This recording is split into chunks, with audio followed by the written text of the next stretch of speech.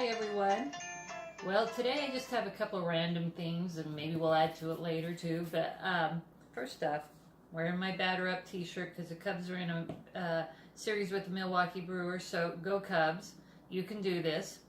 And then I thought I was reading earlier today, and I have to look it up, but I follow a site on Instagram called nutritionyoucantrust.com, and they posted some things about the kinds of fruits and vegetables that we should be eating organically and that they consider dirty because of the pesticides that cling to them. There are some, I guess, that hold the pesticides a lot more, and they went on to say that these particular fruits and vegetables should only be eaten organically.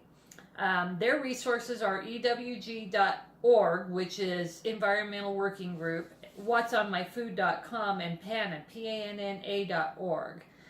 But, and I'll have to print these up and post them on our Instagram, but it says the EWG's 2018 Dirty Dozen: strawberries, spinach, nectarines, apples, grapes, peach, cherries, pears, tomatoes, celery, potatoes, sweet bell peppers, and honorable mention are hot peppers. They contain traces of highly toxic pesticides. And notice that those are all things that you'd have to really scrub. So they recommend that you only eat those particular ones in organic. Per the EWG, one single strawberry sample had an astounding 22 pesticide residues. Pesticides that have been shown to be carcinogenic, endocrine disruptors, which is your hormones, reproductive and developmental toxins, neurological toxins, and honeybee toxins. So that doesn't sound real healthy, does it? Not only that, if we don't have honeybees, we don't have any food because they pollinate everything. So we don't need our honeybees to be toxined. No. Now this is EWG's 2018 Clean 15. Avocado, sweet corn, pineapple, cabbage, onion, frozen sweet peas, papaya, asparagus, mangoes, eggplant, honeydew melon, kiwi, cantaloupe, cauliflower, and broccoli. Note that most of those have an outside that you can remove easily too. So just a tip, I'll post this list on our Instagram, but you might want to start considering some of those in certify or organic, just because we don't need to be adding all those toxic chemicals to our bodies. We have enough of that going on in our air and everything else, and so make the best choices you can where you can. So that was one thing, and then I've been on this family history thing too, and I decided to pull out, and I have stories, and I have binders of stuff that my mom left behind.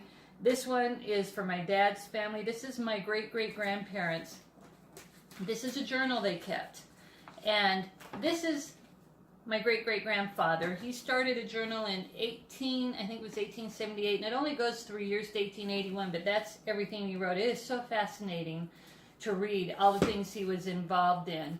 He ended up dying in 1895 he got really, really sick. In fact, it was speculated that he got some bad water with, I guess, toxins in it, let's call it, or some kind of contamination. And so my great-great-grandmother, actually, this part to the very end, it's her journal from 1895 to I think around 1910. No, 1901 actually, I'm pretty sure that she wrote to, 1901, and I'll have to tell you the last entry, but her husband, my great-great-grandfather, was actually on a trip with one of their sons, and she received a telegram saying that he was very ill and that she should get there as soon as possible, and so she traveled all night, and she says, found my dear husband very low, and the doctor said that he thought that as long as that the symptoms were better and that with good nursing would pull through all right, but they knew by the next morning that wasn't going to happen. And so he ended up dying. And she just talks about her life after that. And at the very end, though, she has a young son. I don't remember how many kids she had, but her youngest child was named Finley, and he was 16 years old, and she was out of town, and she got a telegram telling her to return home because Finley had been thrown from a horse and was seriously hurt. She says, which caused me a great deal of trouble and anxiety of mind. And you have to bear with me because I have to get through the way that this is all spelled, and so many of the words are spelled incorrectly. But for instance, we stayed 2 hours, S-T-A-I-D. So I'm trying to pick out the right words here. She finally reached home at 3 a.m. and found my dear boy at Esther's. Esther was actually my great-grandmother, her son, who was my great-grandfather. So they were staying, and I believe they lived across the street from him. And so Finley was staying at my great-grandparents' house while she was out of town. Says he was insensible and his face much bruised. B-R-U-S-S-E-D. So I don't know if it's the person who wrote this stuff down or if it's the way she wrote. But she says it was heartrending to me to see him in such a condition, but felt very thankful to find him alive. Everybody very kind. 2 weeks tomorrow evening since he was hurt. A time of anxiety and care. Only partially conscious. And but she has a dear friend with her. She says since she arrived there, she has suffered intensely in her feelings at the condition of my dear boy. That's what she always calls him, my dear boy.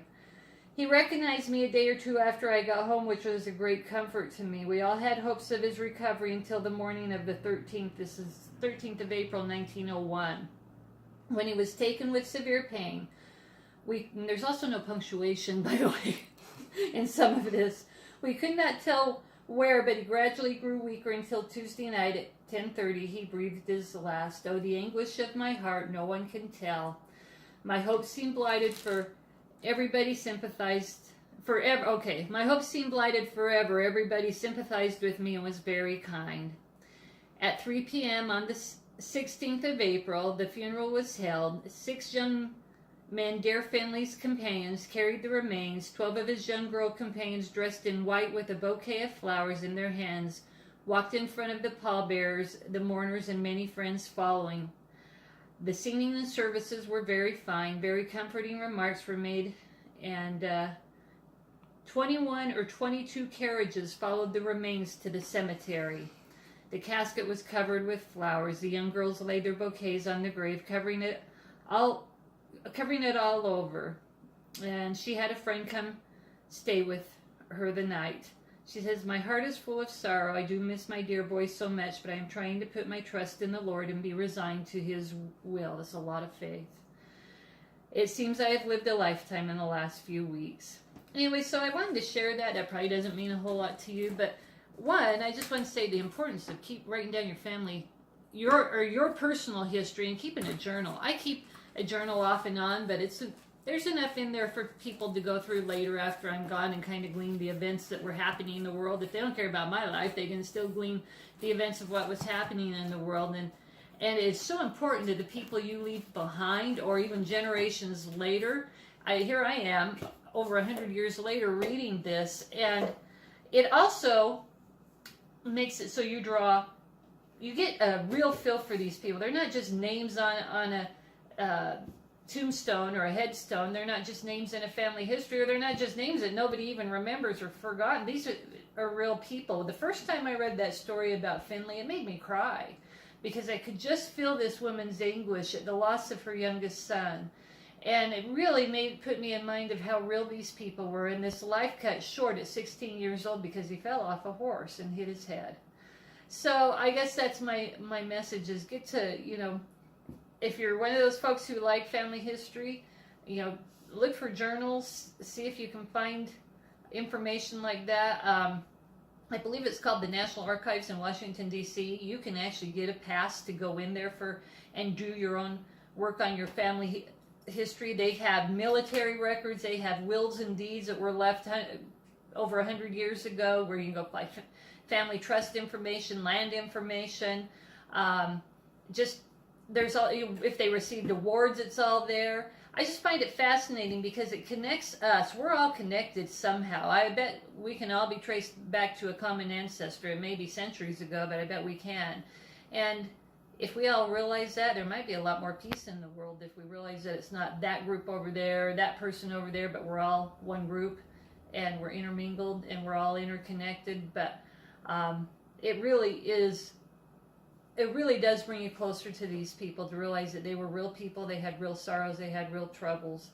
And so I hope that maybe you'll be interested in doing your own family history or writing down your own history to leave behind so people will know the kind of life that you had to live and that they will feel closer to you once you're gone. I'm not going to show up on a pedigree chart after I'm gone. I don't have any children, but hopefully my journals will mean something to somebody, and my name will still have meaning to people after I'm gone in my family, nieces, nephews, all of that. So anyways, thanks.